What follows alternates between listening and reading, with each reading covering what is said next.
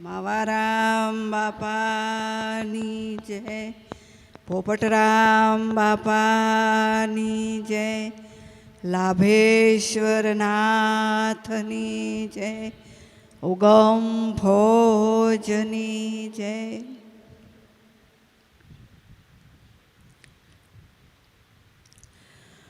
કુદરત મહારાજે આ સૃષ્ટિની રચના કરી.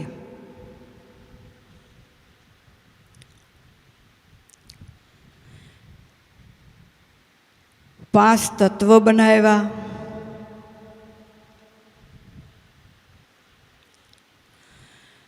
અઢાર ભાર વનસ્પતિ બનાવી,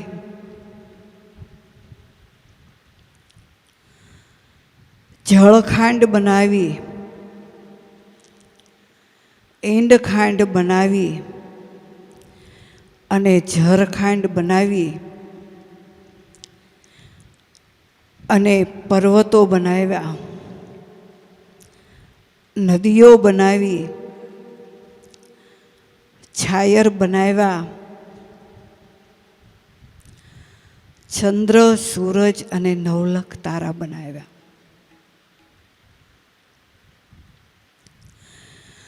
અને આ પૃથ્વીની અંદર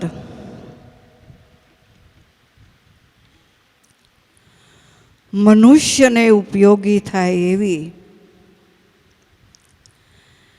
7 ધાતુઓ બનાવી.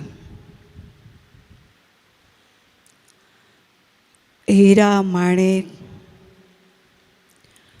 સોનું, ચાંદી,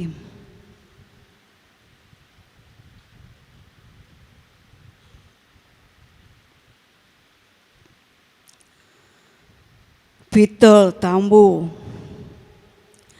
આવી 7 ધાતુઓ બનાવી. એમાં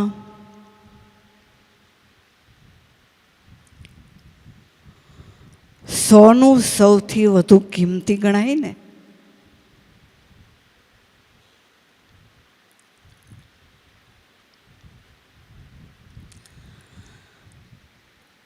તો સોનું કિંમતી નહીં,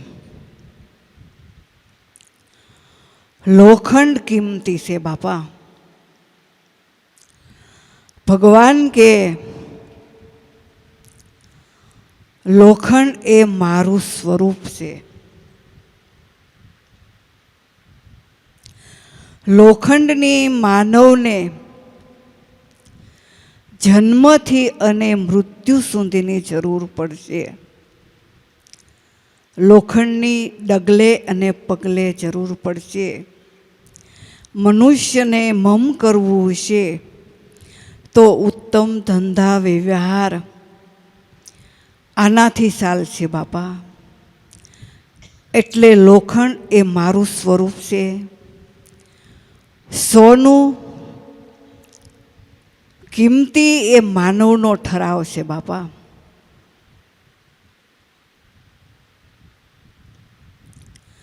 સોનું નરમ ધાતુ છે, એટલે એના સોની વગેરે વગેરે અલંકાર બનાવે અને પહેરનારની પણ શોભા વધે છે બાપા.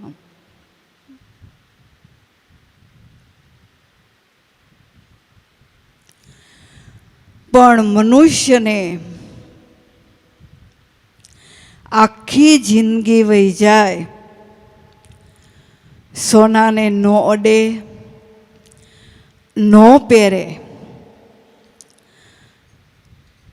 તો માનવને ક્યાંય ખલેલ આવતી નથી. આખી જિંદગી હાલી જાય. પણ બાપા લોખંડની તો મનુષ્યને જીવનની અંદર ડગલે અને પગલે જરૂર પડશે.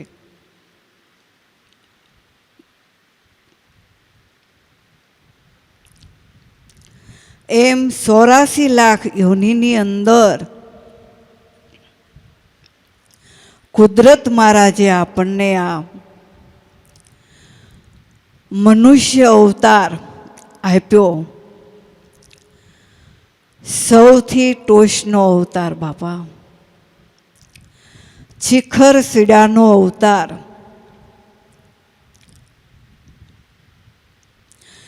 84 લાખ યોનિની અંદર મનુષ્યનો આ 85મો જન્મ હશે બાપા.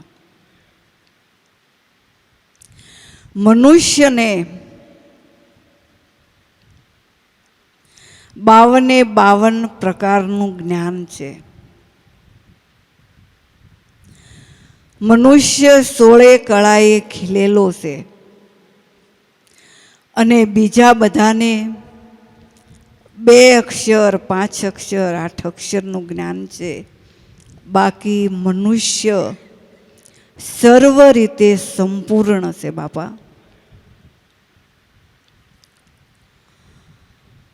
પણ જીવનનું ઘડતર કરો, જીવનનું ઘડતર કરો, તો આ મનુષ્યના જીવનનું ઘડતર આપણે કઈ રીતે કરવું? કે આ તો ધરતી માથે એક બીજ પડ્યું, જળરૂપે આકાર, હાથ પગ કે પાવ વિના 9 માસે આ કપડું તૈયાર બાપા.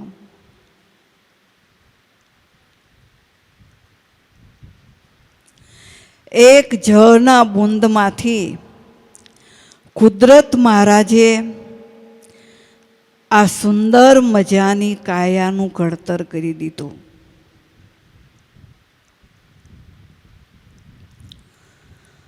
તો આ વિજ્ઞાનીની આગળ ઓલા વિજ્ઞાનીઓ તળિયે બેસે બાપા.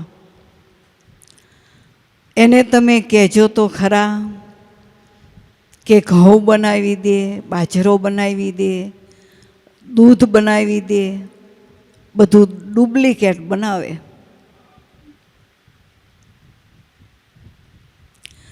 કુદરતની આગળ એ વિજ્ઞાની તળિયે બેઠા છે. એનાથી આ ન થાય. સુંદર મજાની કાયાનું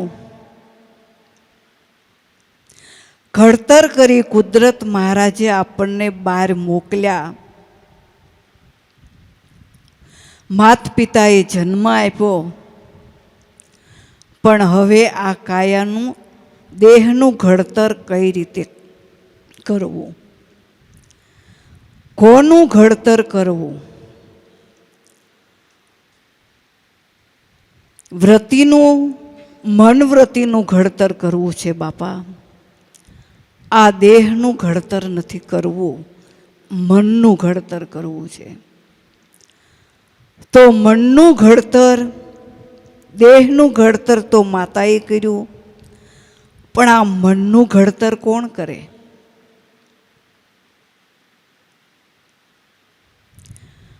સુતાર છે ઈ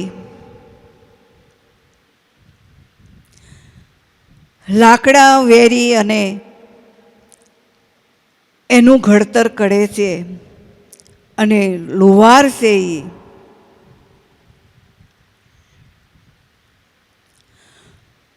લોઢું ટીપી ટીપી અને એનું ઘડતર કરે છે, અને દરજી છે ઈ બાપા કપડું વેતરી અને ખલકો બનાવે છે. એમ બાપા સદગુરુ મહારાજ જો કોઈ એવા મળે તો આપણા મન વૃત્તિનું ઘડતર કરી નાખે.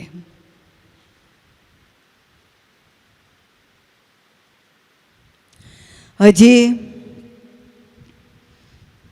લાકડું તો એકનું એક જ છે બાપા. એનું ઘડતર કરવું સારું. લોખંડ તો એક જ છે, એનું ઘડતર કરવું સારું. પણ માનવનું ઘડતર કરવું બહુ અઘરું છે બાપા.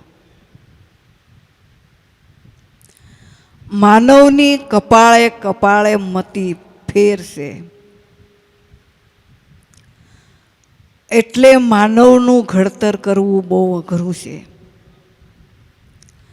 પણ તોય સદગુરુ શિલ્પ કારીગર એવા છે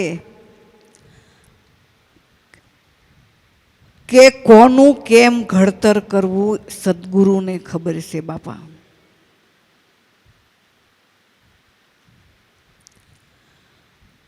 સદગુરુ આપણને કારીગર જ એવા મળ્યા છે.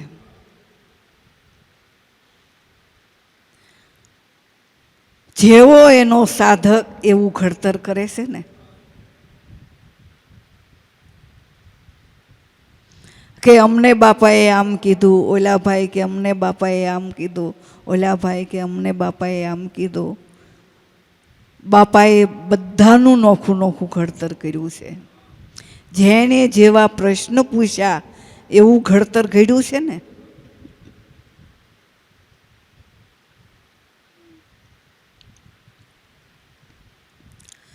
તો પીપોજી મહારાજ થઈ ગયા કે ધનો ગાંડો પીપો ગાંડો ગાંડો રોહિદાસ સમાર. એ પીપાજી મહારાજ થઈ ગયા. પીપાજી મહારાજા હતા. એને અતિ વૈરાગ્ય જાગ્યો. એણે રામાનંદ પાસેથી દીક્ષા લીધી. દીક્ષા લઈને પોતે મહાન સંત બન્યા. અને એના શિષ્ય સૂર્યસેન રાજા. સૂર્યસેન રાજા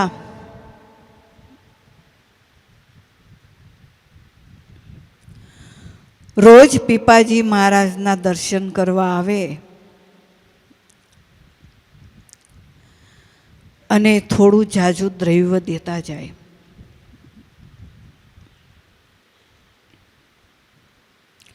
રોજ દર્શને આવે અને દ્રવ્ય દેતા જાય. રાજા મહારાજાને તો કંઈ તાણ ન હોય. અને પીપાજીના ગામનો બ્રાહ્મણ દરિદ્ર, એની દીકરીનું લગ્ન કરવું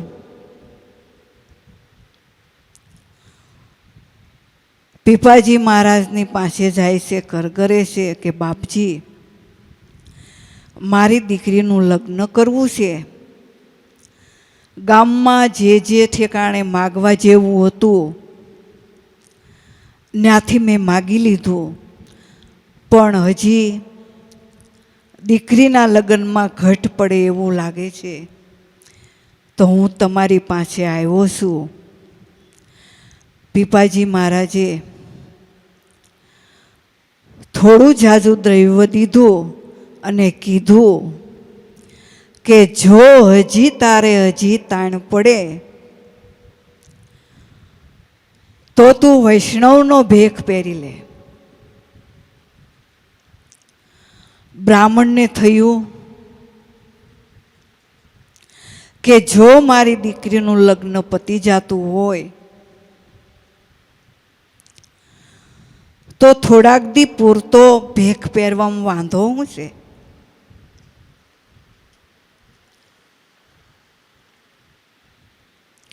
બ્રાહ્મણે તો એની દીકરીનું લગ્ન ધામધૂમથી કર્યું અને દીકરીને વળાવી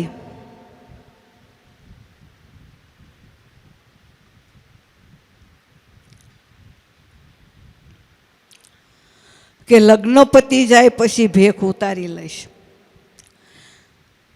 તો પીપાજી મહારાજે બ્રાહ્મણને ઊંચે આસને બેહાર્યો. ઊંચા આસને બેહાર્યો અને પીપાજી મહારાજ નીચે બેસી ગયા.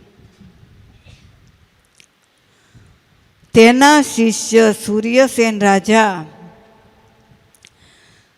સવારમાં દર્શન કરવા આવ્યા.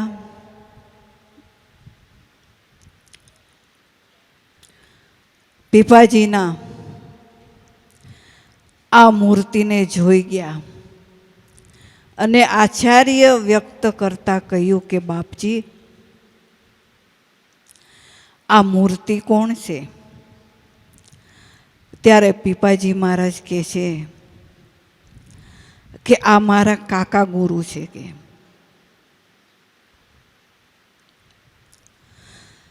તમારા અહોભાગ્ય તે તમને આજે એના દર્શન થયા બાપા, નહીતર એના દર્શન દુર્લભ છે.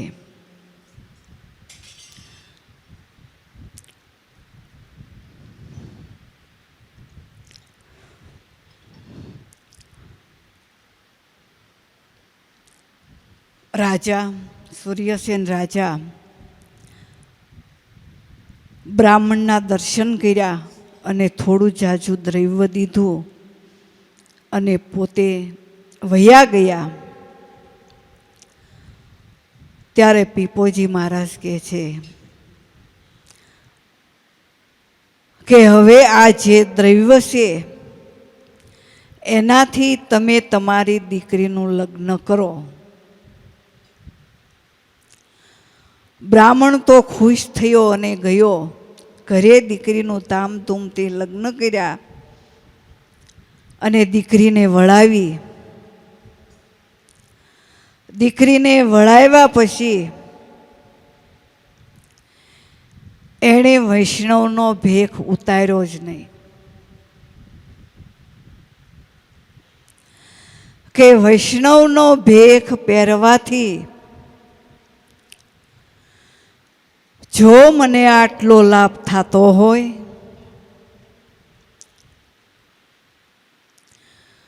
તો વૈષ્ણવ બનવાથી કેટલો લાભ થાય.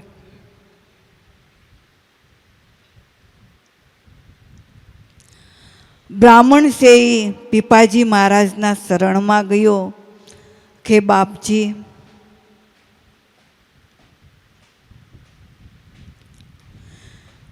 આજે હું તમારા શરણમાં આવ્યો,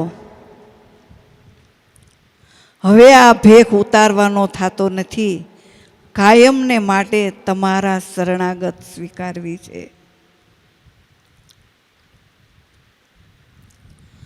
તો બાપા, બ્રાહ્મણે કાયમને માટે પીપાજીની શરણાગત સ્વીકારી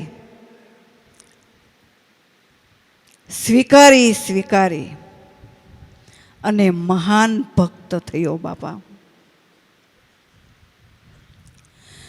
સદગુરુને કેવો ઘાટ ઘડવો એ સદગુરુ જાણે. બાપા, કયા સાધકનો કેવો ઘાટ ઘડવો એ સદગુરુને ખબર છે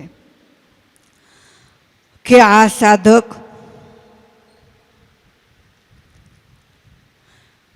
એક માવતરને 2 દીકરા હોય, એક દીકરો કયું કરતો હોય, એક દીકરો ન કરતો હોય, તો માવતર કયા દીકરાને કામ ચીંધે? કયું કરે એને જ સીંધે ને. અને ઓલાને સીંધવા જાય તો કોઈક મહેમાન હેમાન હોય તો ભૂંડા લગાડે. સિંધુત કાંઈ કરવાનું હોય નહીં. તો બાપા, આપણને મહાન સમર્થ સદગુરુ મળ્યા છે. સદગુરુ શરણે જેણે જેણે તન મન અર્પણ કર્યા છે બાપા, એના ઘાટ ઘડાયા છે.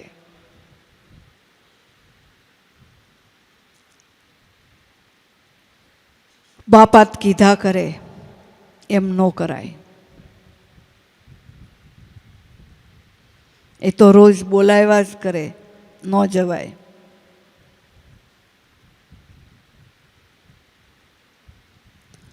ગુરુને જે કયું કરે ને એ દીકરો વાલો હોય બાપા. એને ખબર છે કે આ દીકરો મારી આજ્ઞાનું પાલન કરે છે, મારી રહેણી પાળે છે, કેણી કહું એવી રહેણીમાં રહેશે. એને ઈ દીકરો વાલો હોય છે બાપા.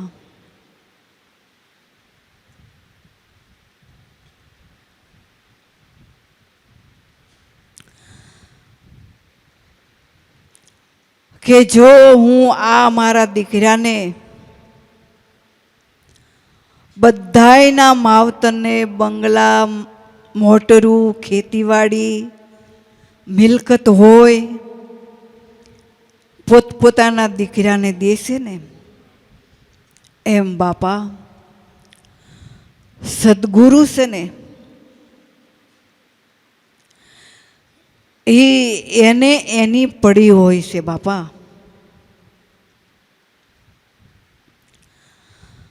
કે કાલ મારો દેહ પડી જશે,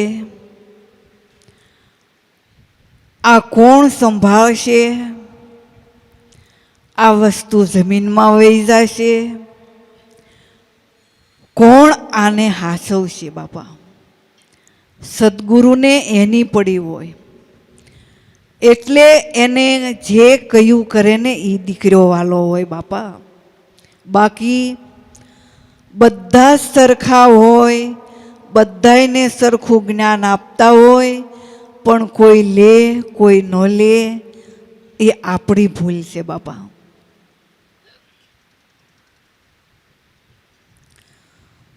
ગીતા જ્ઞાનનો એ જ નિચોડ છે ને કે કૃષ્ણ ભગવાન અર્જુનને કહેશે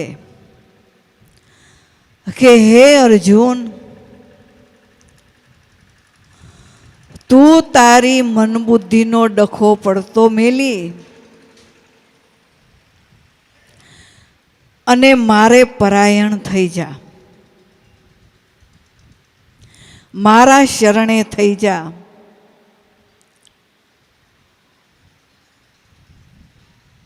તો અર્જુન ને એવું લાગે છે કે આ મારા દાદા છે, આ મારા પિતા છે, આ મારા ભાઈઓ છે, આ હું ધનુષ કેમ ચલાવું? પાપ પુણ્ય લાગે એ તારે જોવાનું નથી, બાકી જસ મારે તને દેવાનો છે. બાકી જો હું મોઢું ખોલીને ફિટ કરું ને એટલી જ વાર છે, બાકી જસ મારે તને દેવો છે. ગીતા જ્ઞાનનો નિચોડ આ જ છે કે અર્જુન, કૃષ્ણ ભગવાન અર્જુનને એમ કહે છે કે અર્જુન, બધોય ડખો મૂકી તું મારે શરણે થઈ જા, પાપ પુણ્ય કર્મમાંથી હું તને મુક્ત કરીશ. કૃષ્ણ ભગવાન અર્જુનને આ સમજણ આપે છે ને.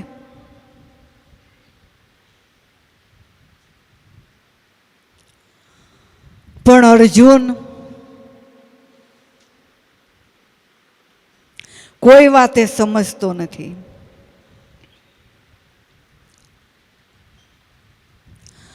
કે આમાં કેટલા મરાશે મારા માવતર, મારા કાકા, મારા દાદા, ભાઈઓ, એ તારે જોવાનું નથી.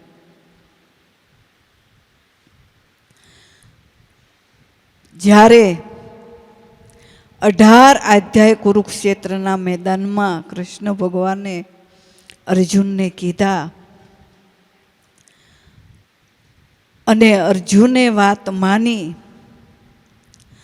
કે હે માધવ, હે કેશવ, હે શ્રી પુરુષોત્તમ,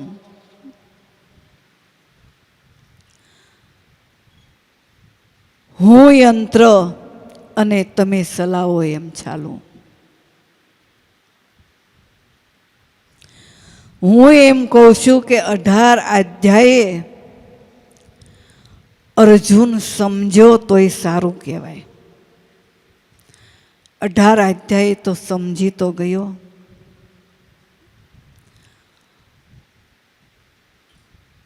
પણ આપણે તો બાપા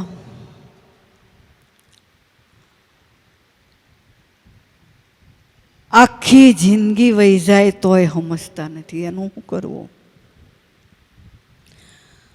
જિંદગી તો વહી જાય પણ જન્મારાનો જન્મારો વયો જાય.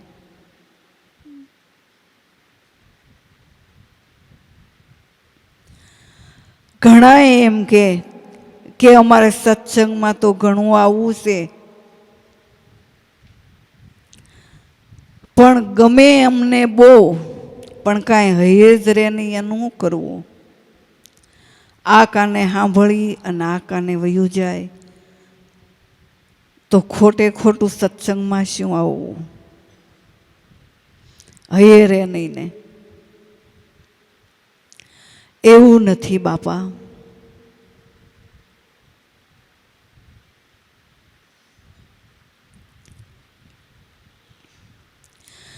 સત્સંગ હૈયે રે કે નો રે,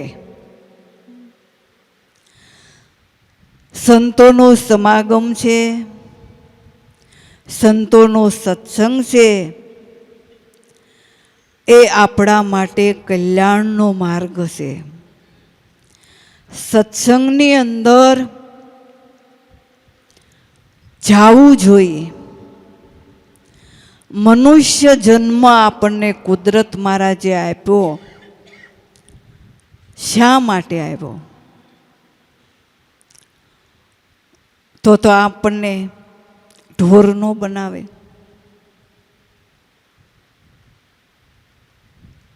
પક્ષી નો બનાવે. મનુષ્યનો અવતાર શા માટે આપ્યો? મનુષ્યનો અવતાર કેવલ ને કેવલ ઈશ્વર ભજન કરવા માટે કુદરતે આપણને આપ્યો છે. અત્યારે આ સમય આપણા હાથમાં છે. જે કરવું હશે એ આ મનુષ્ય દેહથી થશે બાપા. પછી પંખીમાં જાશું, પશુમાં જાશું,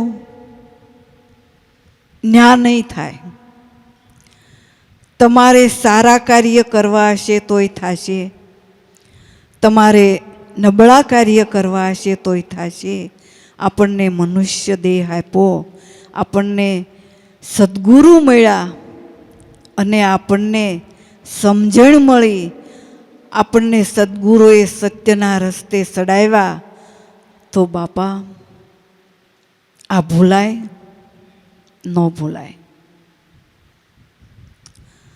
કરતા જઈએ ઘરના કામ અને લેતા જઈએ હરિના નામ. બાપા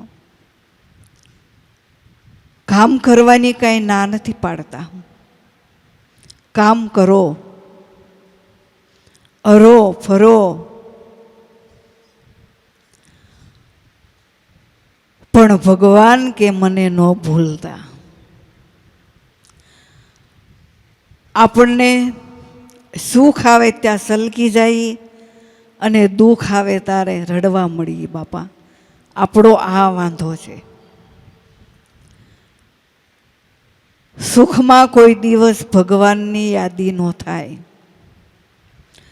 જ્યારે મનુષ્યને દુઃખ પડે ત્યારે ઈશ્વર યાદ આવે છે બાપા. સુખમાં તો બાપા કોઈને દાહ ન દે.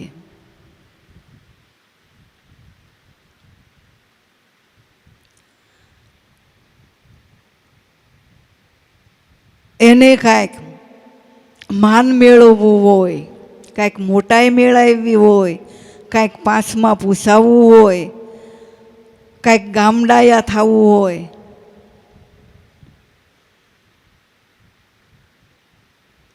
મોટા માણસ હોય ને આવું કરે બાપા. પણ ભગવાન તો કોની જય. લાભેશ્વરનાથની જય.